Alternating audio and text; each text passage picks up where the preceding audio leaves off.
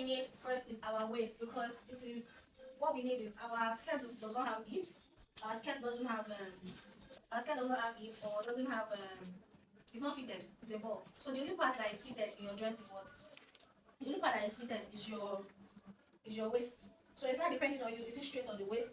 Is it following the basket? Or is it going to be whatever shape you are going to use? The first needs to come with a base.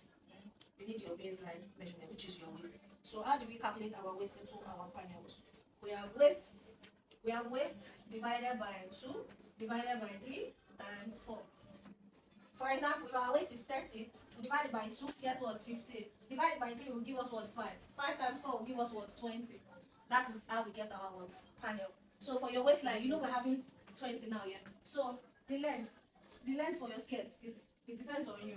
This is not, you're not raising anything up. I like my skirt to flow and be long. So the very first length I'm going to go with is what? 55. 55 for my length. And the panels are divided. We have 8 panels. 8 panels. If we have 8 panels, now we have 1, 2, 3, 4, 5, 6, 7, 8. The panel 8 is divided into 2, which is what? You know how our normal zipper allowance is. So we have 1 part here and 1 part here.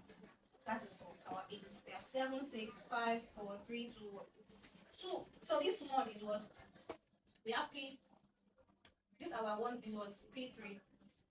We have P1. And we have one center front, which sometimes we can call it P2. This one maintains P4, P5. This one maintains P6, P7, same as this. So when I say P1 can be P3, or P1 is, you understand, your 1, 2, 3, which is what?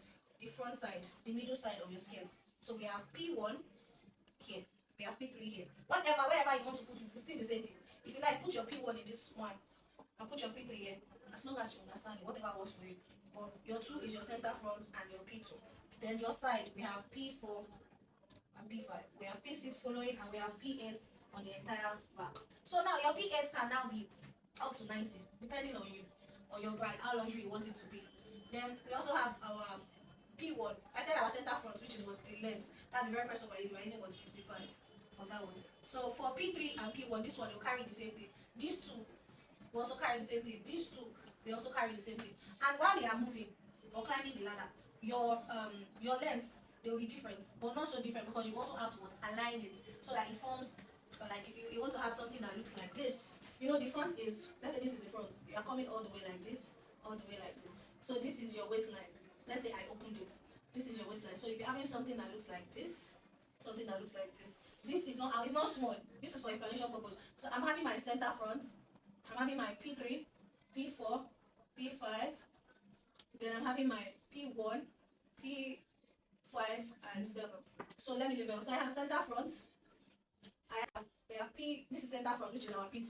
So we have P3 here. We have P1 here. We have P4 here. We have P5 here. We have P6 here. We have P7 here. We have P8. We have P8. You understand? So this is how it's different. So now, normally, your P1 and your P3, they are not on the same line. It's increasing like this. But your P1 and P3 are the same thing. Center front is on 2. P4 and 5, they are the same thing. So this one also goes down. P6 and 7, they are the same thing. Sorry. Then P8, as long as you want. Now, we're supposed to do something to align this. You understand? Which is why the lengths are different. So let's go back to this. We have 55 here. For my P1 and P3, I can decide to use what? Let's say 60 or 58, depending on you. Just know that whatever you are using, you have to be basic with your calculation. Okay, the next one, whatever you use as the next one, is also going to affect the next one. Do you get it? So right here we have 4 and 5. We can use 63 or 65. Here we can use 60, let's say 66 or 68. Then P8. You know, I'm saying the longest is 90. I'm not saying I'm going to use 90. For me now, I want to maintain what? A 70 or a 75. Do you understand? You want your train to be long, you and your client. Okay? I don't know what you guys discussed about. But this is what I am following. I'm going with what? 70. Why? This is why whatever I'm using, the things are coming after.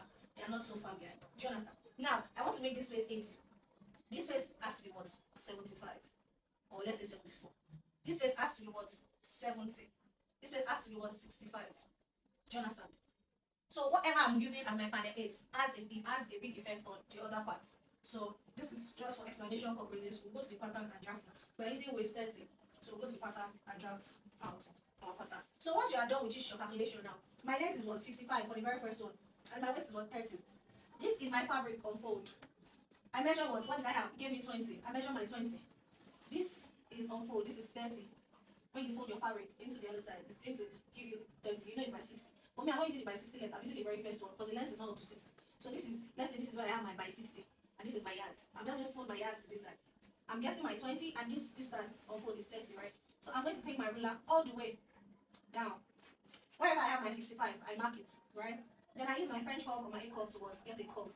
You know this is what we have when we get a curve, like it will give you something like this. I'm working with curves, I'm not working with one straight line. Because at the end of the day, when you see your basket, it's looking like, is it peplum or it's not peplum? So why are we doing this? Because when you want to gather, imagine doing a peplum, and then you want to gather at the waist. You don't want it looking bulgy while you are not getting a full downside. Or you don't want something that looks excess or having too much on the waistline. If you use peplum, you know how peplum is a cone. It's not lay, it doesn't lay. There are sides of, you know, if you do by 180 on your peplum or by 90, there's something that comes out. That's the tone shape. But when you're doing bold, you're not looking for that effect of peplum or flare. You understand? You're looking for effect of something that is bold on the waistline, but it's coming down straight, and the downside is also fighting off because there's so many things that are coming underneath. Your petticoat, if the downside is tight, your petticoat will not sit well. You're still having so many layers to come underneath. You don't have enough space to consume all these things. You have a messy skirt. So this is all of the things you need to consider.